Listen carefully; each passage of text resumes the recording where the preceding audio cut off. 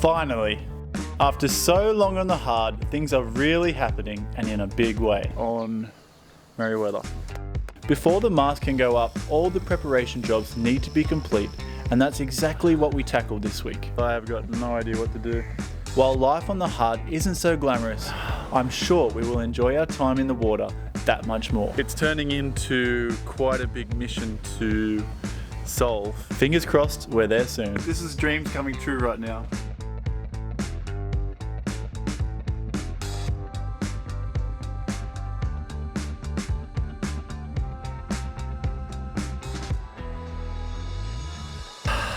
Good morning, good morning. I'm currently getting the screws out of the old mast base on Merriweather. They were originally really corroded.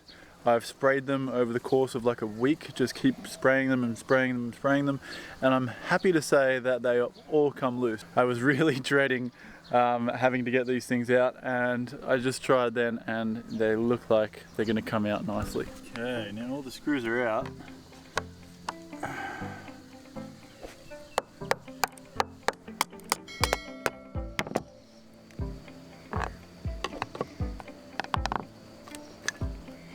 Mast base off. Beautiful.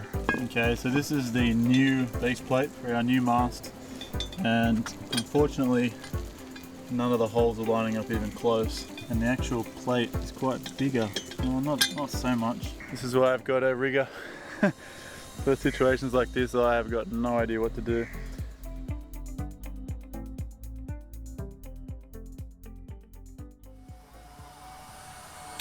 So this morning the boys are painting behind me. We have, I believe, one coat of this sealant. I think he told me what it was, but I can't remember. So this coat's going on, and then after that we're going to have 2 coats of anti-foul. So we're going to be ready to be dropped in the water in no time at all. Just got to get this mast up.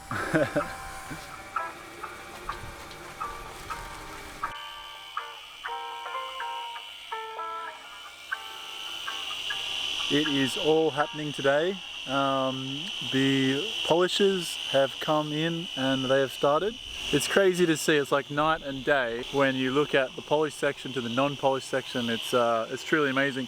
I'm going to take a note of how they're doing it and kind of understand what they're using, because I would like to be able to polish in the future the boat myself, and I've got the machine for it. I just need to kind of work out exactly the right technique, and hopefully I can maintain this in the future.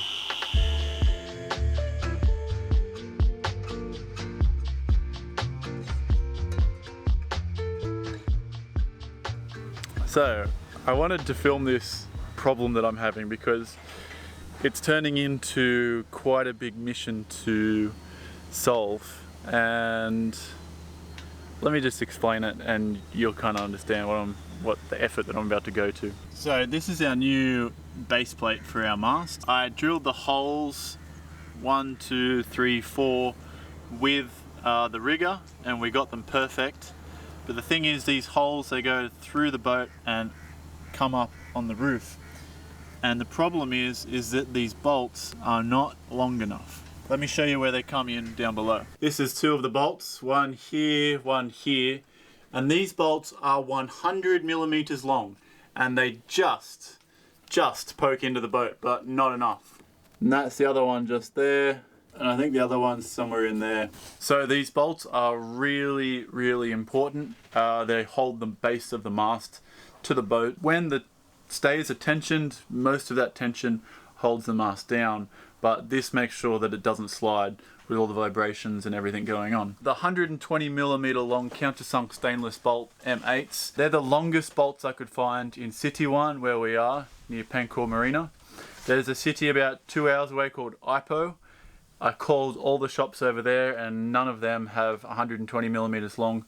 So I went to talk to shops in KL. I found one shop in KL that has these 120 millimeter long M8 countersunk stainless bolt. And we want to get this done. So I'm now considering taking a 5-hour bus to Kuala Lumpur and then back another 5 hours to go pick up these bolts to get this job done. Yeah, I'm looking for alternatives, I really am, but this seems to be the only idea that's going to work for today. I'll update you as I figure it out. So now I have rented a car and I'm driving 3 hours to Kuala Lumpur, getting 4 bolts and driving 3 hours back. It's got to be done. It's a pain in the ass, but it's got to be done, and hopefully we'll have a mast sitting on top of our boat very soon.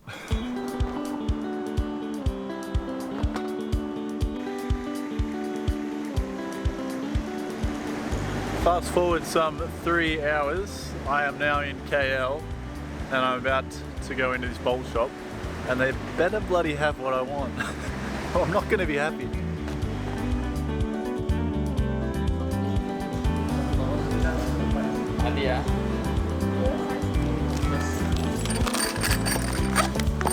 Beautiful.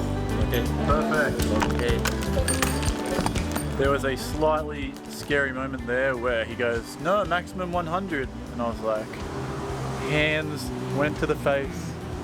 I was like, no, I've done all this for nothing. And then I kind of had a little whinge and I said, I called before, you guys said you had 120, and then the manager came over and she's like, oh yeah, they're in this special place. I was like, oh, thank goodness, thank goodness.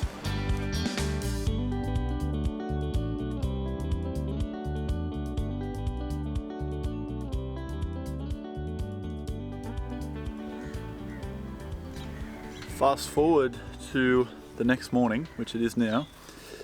We have our long 120mm bolts, which I went 6 hours yesterday to go get, and today we are putting this this mast base on.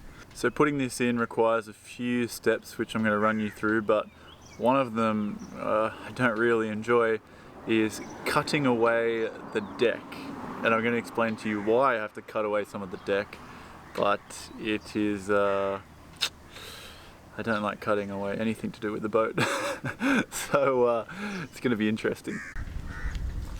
Okay, so we're just sitting here next to the base of the mast. It's not attached right now. I'll just run you through where the cables are going to go and why we have to cut away the deck. So this hole is where the cables are going to go, and I'm not sure if you can see it, but as I pull this away, the hole is right here and the cables need to go down here. So there is this big in-between section which needs to be cut away. The other option is to cut away some of the mast base through these two sections here, but unfortunately if you were to do that, you would be ruining the mast base and potentially ruining the way the mast is secured to the deck. So we're not going to do that. Today we're going to be cutting away the deck between this spot here and this spot here, and there'll be a channel that goes from there to there.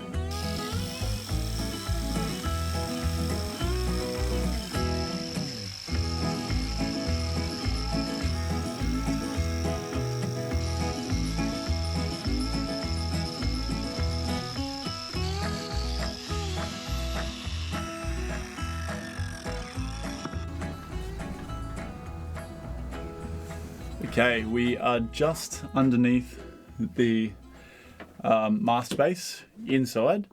Where the bolts come in through the mast base, they come through the deck, and they actually, the bottom of them poke out here right at the top of the step. So what we have to do is we have to grind away enough space to put a washer and 2 nuts onto the bottom of the bolt. So I'm going to be doing that now, and it's going to get dusty and noisy, but it's got to be done in order to get this mast base secure.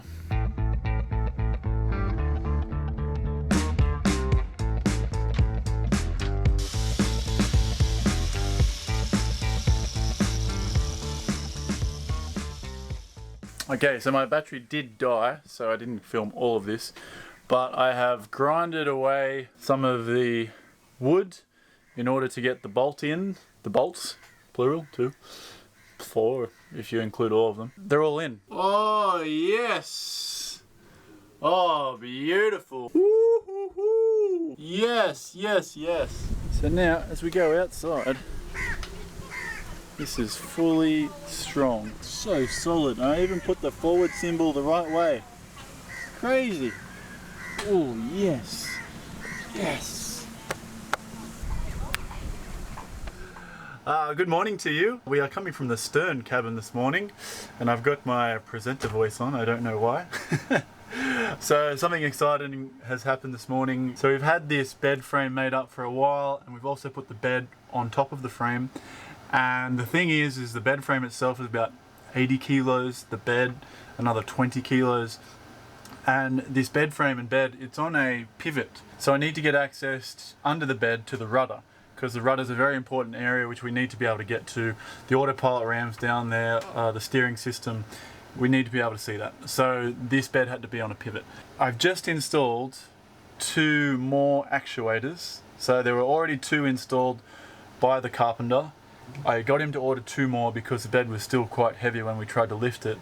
And now, with the 2 extra ones installed, it's really nice. I know it sounds stupid, but yeah, it's gonna make life a lot easier when we need to get under here and we need to service the rudder or anything like that. It's just gonna make life a lot easier. Here you can see the rudder area is over there. Originally, the 2 actuators, one here and one here, and I got him to order these 2 over here, 1, 2, and I've just put them in. And you watch this. You watch this. Okay, so I'm just going to very lightly with one hand pick this up, remove that. Oh my goodness, it's so easy. This makes me so happy. And like, these are my fingertips here. So easy. And it just slides down like this. And all of a sudden, bam. Full size, queen bed. How about it? Oh yes. Oh yes. This is dreams coming true right now. A queen size bed on a sailboat. Everything is finally working out.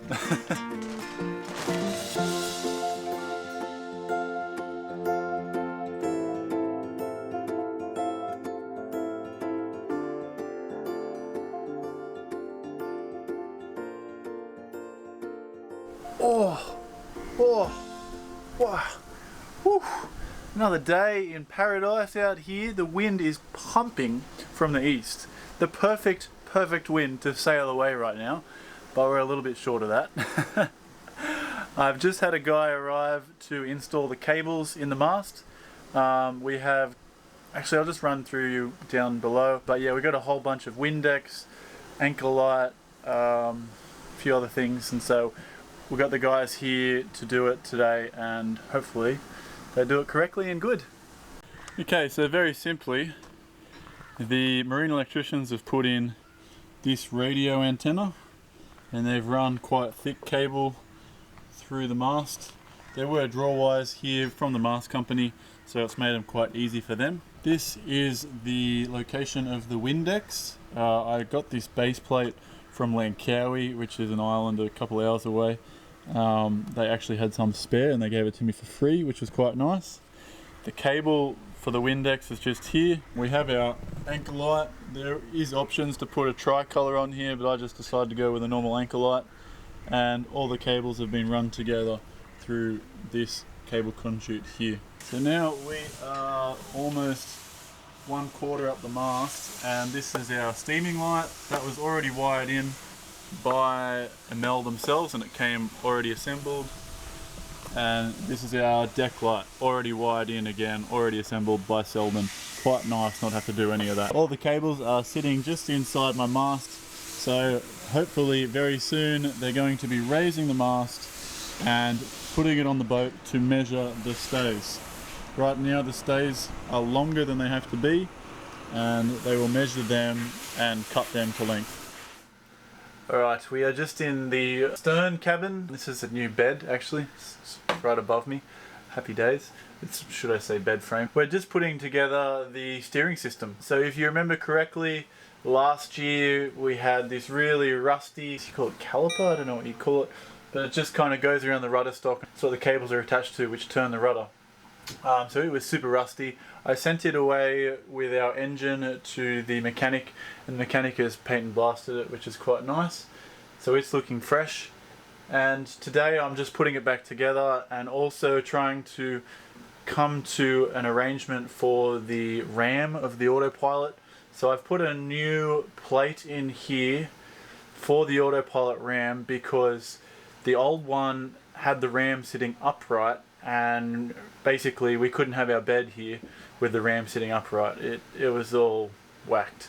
But anyway, I've redone it, and I've got the RAM like horizontal so it can be flush with the whole room and it's not intruding it's not protruding and hitting our bed. So here is a big beautiful new painted caliper. I've just put it around the rudder stock. It's just loose at the moment. I'm going to tighten it up in a second. Here is our autopilot RAM. At the moment it's not attached. This is my new plate which I'm about to attach it to.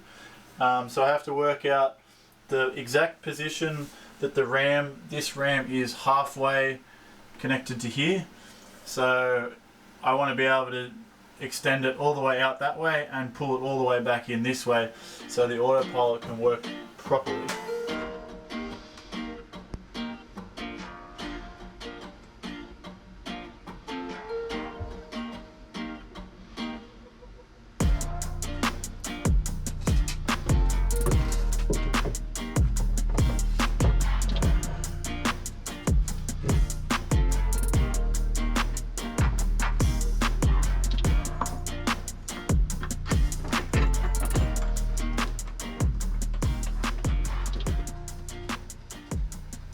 So it's not my greatest epoxy job, but I think it's pretty good. I wanted to fill up all the little gaps in here in between the bulkhead and the plate, and I believe I've done that. So when the autopilot RAM is sitting here, it will be secure, and then this piece should hopefully be extremely strong for all the forces of this RAM to take. If you want to get access to patron-only videos while also supporting us in a big way, please become a patron of Sailing Merriweather by clicking the link in the description. You'll be supporting us in making these videos the best they can be.